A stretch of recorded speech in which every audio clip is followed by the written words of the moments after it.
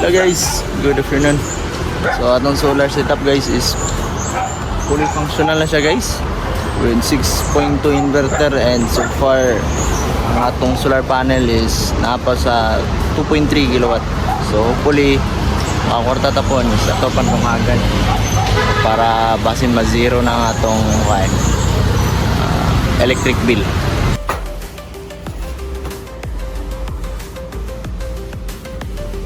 So dili balance guys.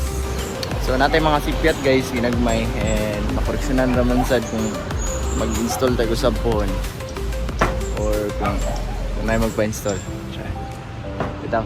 So far sa akong experience okay kayo, and confident na ko nga mo tao dog inani guys mo solar setup. Okay.